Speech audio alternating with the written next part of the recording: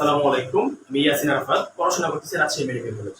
এই ভিডিওতে আলোচনা করব সেকেন্ড টাইম যারা এক প্রস্তুতি নিবা, যারা সেকেন্ড টাইমার আছো, তোমরা কি ফুল কোর্সে ভর্তি হওয়া উচিত বলে তোমাদের নাকি এক্সাম বেসে ভর্তি হওয়া উচিত বলে? ভাইয়া দেখো, তুমি সেকেন্ড টাইমার, তার মানে কি তুমি সেকেন্ড টাইমার যত হইছো, তার মানে কি তুমি চান্সটা মিস করছো। সেকেন্ড টাইমার মানে কি চান্সটা মিস করছো। চান্সটা মিস করে কয় ক্যাটাগরি স্টুডেন্ট, চান্সটা মিস করে যারা তারা দুই ক্যাটাগরিতে পড়তে পারে।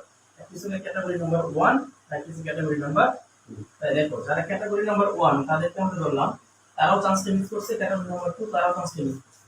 যারা ক্যাটাগরি নাম্বার 1 এ আছো, তুমি হইতেছে যে প্রিপারেশন ভালো ছিল, প্রিপারেশন অনেক ভালো ছিল, প্রিপারেশন গুড, প্রিপারেশন ভালো, কিন্তু ভাইয়া চান্স মিস, কিন্তু চান্স নেই। আর দুই ক্যাটাগরি স্টুডেন্ট, যাদের প্রিপারেশন খারাপ, প্রিপারেশন গুছানো না, প্রিপারেশন ভালো না বলতে কি, তাই প্রিপারেশন কি ছিল, গুছানো না, প্রিপারেশন গুছানো না, প্রিপারেশন গুছানো ছিল না, গুছানো না, গুছানো না, প্রিপারেশন গুছানো না। তারা কি, তাদেরও ভাইয়া চান্সটা মিস হয়ে গেছে। এখন দেখো ভাই, যার প্রিপারেশন ভালো চান্স মিস হচ্ছে, কেন চান্স মিস হতে পারে?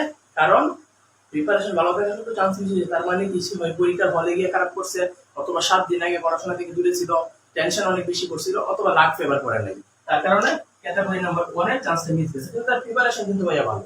আর 2 নাম্বার যে ক্যাটাগরি ছিল, তার কি প্রিপারেশনই খারাপ, অ্যাডমিশনে পড়াশোনা কোনো একটা কারণে করতে পারে নাই, বিভিন্ন সমস্যার কারণে করতে পারে নাই, প্রিপারেশনে গ্যাপ ছিল, চান্সটা মিস হয়ে গেছে, চান্সটা হয় নাই। অর্থাৎ এই দুই ক্যাটাগরি স্টুডেন্টের চান্স মিস হয়ে গেছে। এবং ভাইয়া দেখো, এই দুই ক্যাটাগরি স্টুডেন্টরাই চাই কি সেকেন্ড টাইমে চান্স পেতো। এখন ভাইয়া দুইজনের জন্য কি সেম প্রিপারেশন নেওয়া উচিত? না।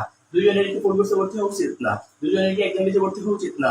ভাইয়া দেখো, যার প্রিপারেশনটা ভালো, প্রিপারেশনটা গুছানো, আর একটা ফুল কোর্সে ভর্তি হইবা, ফুল কোর্সে কি থাকে ভাইয়া? এক number offline class, offline class, class কি থাকে?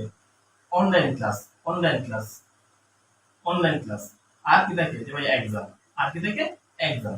এই অফ ফুল কোর্সে যে এক্সামের রুটিন, সেম রুটিনে তোমার এক্সাম লিস্টটা রান করানো হয়, এক্সাম লিস্ট পরিচালনা করা হয়। যে ফুল কোর্সের এক্সাম লিস্টের রুটিন আর এক্সাম লিস্টের রুটিন সেম থাকে। এখন কথা হইতেছে ভাইয়া, যার প্রিপারেশনে গ্যাপ, প্রিপারেশন গুছানো না, তার অফলাইন ক্লাসের দরকার আছে, তার অনলাইন ক্লাসের দরকার আছে, দেন তার এক্সামের দরকার। আর যার প্রিপারেশন গুছানো, যার প্রিপারেশন গুছানো, তার ভাই এই ক্লাস দরকার নাই।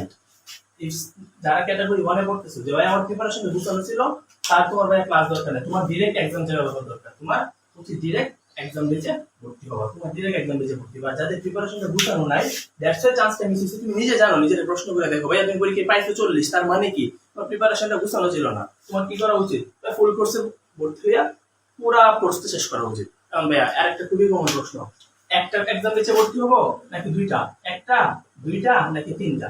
যারা ক্যাটাগরি 1 এ আছে, তোমাদের একটা কমন প্রশ্ন যে ভাই আমার প্রিপারেশন ভালো ছিল, কিন্তু আমার চান্সটা মিস দিয়েছে, এখন আমি একটা দুইটা তিনটা এক্সাম বেচে ভর্তি হইতে। কেন? কারণ এক্সাম বেচে কোর্স ফি গুলো অনেক কম হয়। এক্সাম বেচে যে প্রত্যেকটা বেচেরই কোর্স ফি কত হয়?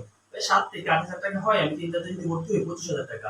একটা ফুল কোর্সে ভর্তি না হইয়া তিনটা চারটা এক্সাম বেচে ভর্তি হয়ে গেলাম। ভাইয়া শুনো, এই ভুলটা করবা না।